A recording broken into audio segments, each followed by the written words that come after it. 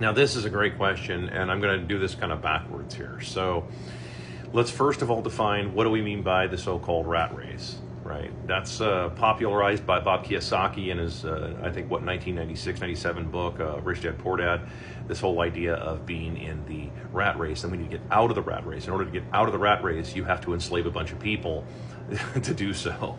Like, yes, that is one way to do it, right? That's part of the laws of thermodynamics. Thermodynamics says the first law is you can't win, but you can make someone else lose for you. Now, that you can do. That is not a violation of laws of physics on this planet. Now, ideally, you don't want to do something like that, because eventually people will become very angry. And this is, of course, why you're not supposed to ever be disarmed. You're supposed to be just as armed as any military, is so that way, if you do finally figure out that, hold on a second here, you've enslaved me, you're supposed to be able to, like, deal decisively with that. So, first of all, we have to define the rat race, and it's like, well, you don't get out of the rat race. The rat race is perpetual. All you would end up doing is just getting someone else to pay all your bills for you. Again, you can do that to a point, and of course, as this former CEO of United Healthcare found out, eventually people get tired of it. The faster the better, as far as I'm concerned. To the rest of your question, which is, what about if you can't do any investment? Well, you can do whatever you want. I'm not judging you at all. You can do whatever you want, but just understand that what you're putting yourself in. Understand what you're putting yourself into with that. So the question is like, well, then how do we, let me go ahead and redefine the rat race. You mean, like, how do you have your time be your own, and you get to own your own life and live your own existence, live life on your terms? If that's what you mean by that, well, that used to be called ownership. And I don't mean ownership of everything else out there so that you can sit around and be a king and do nothing. No, that meant that people used to own their property.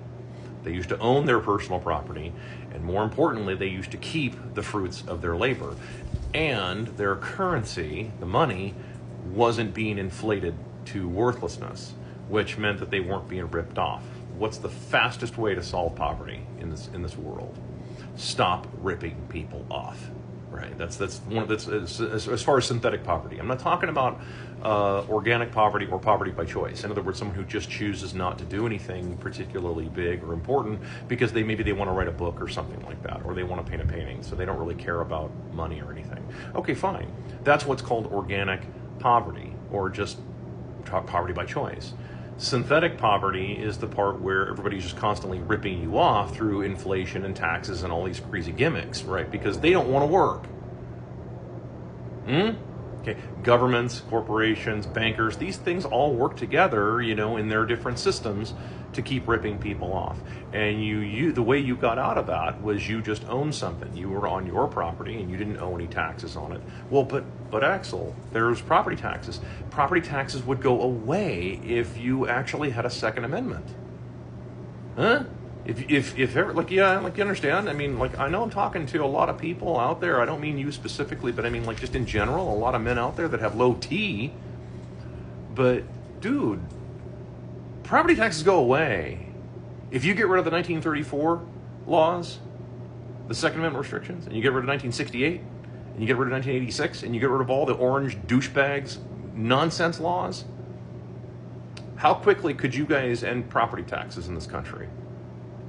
Probably take you about an afternoon, right? I mean, you'd be home in time for dinner. That'd be about how long it would take to end property taxes, right?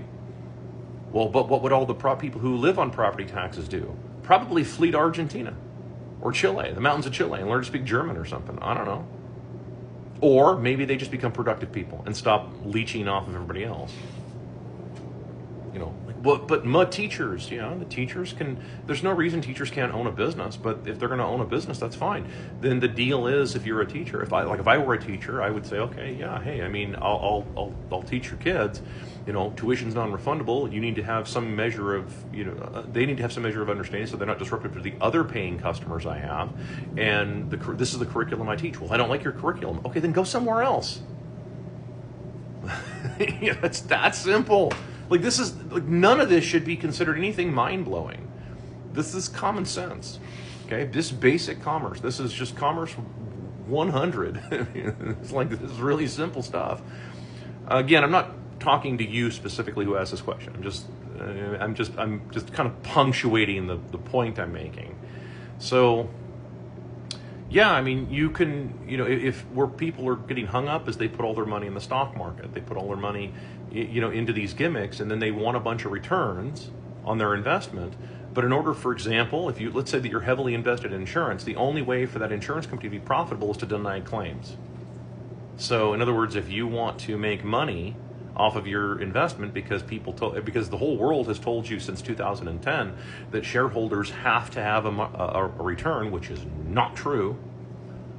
But that's the marketing, right? That's the gimmick. That's the lie. So if you want to do that, then you do so at your own risk. All right. And if people finally, when the people finally have enough of it, and they won't, of course. I mean, Western civilization is pretty much over with.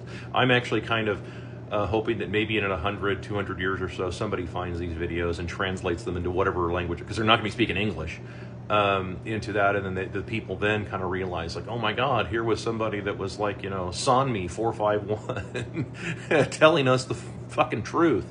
Like, yeah. So anyway, yeah, I mean, I hope that answers your question, but I mean, that's how you used to get out of the rat race. It was just ownership. You owned your life, you owned your property, you didn't owe a bunch of money to bankers. And so, and I've asked this question probably a dozen times in the last couple of months. How close to retirement, or not retirement, but how close to living life on your terms are you? If you own your property, your car, your furniture, your life, you don't have any debt, and there's no taxes, or there's no direct taxes like property taxes or income taxes or estate taxes. So maybe there's like a consumption type tax. I'm not saying that we should do that. I'm just saying, like, hey, maybe there's something to that effect, but it has nothing to do. It's something you have direct control over. Like, you can decide to not buy a Bugatti. You know what I'm saying?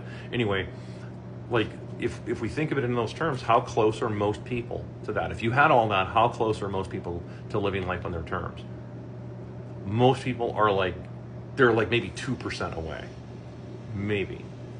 Maybe they have to go go like mow the lawn or something in front of their house or something like that. But I mean, you know what I'm saying? Like, that's how it was done in the past, is that people own stuff. Right? In the U.S. in particular, talking to Americans in general, Aussies, Brits, etc., anybody who speaks English, that's the way it was done. It was, you own something and you actually did in fact own it. You weren't paying a monthly subscription fee to be able to own it. You actually owned it. Again, and I'm referring more to your property and everything else, which is why everything else, by the way, is becoming more subscription, because they're going to have to leave people alone sooner or later. But that's actually an opinion. Everything I'm explaining to you now is just objective. So anyway, I hope that kind of answers it. But yeah, I mean, the first part of that is, if you want to live life on your terms, well, then what's preventing that? Because it's usually the government or the bankers or the giant mega corporations, all three of which are working together to make sure that you can't live life on your terms. They're thieves.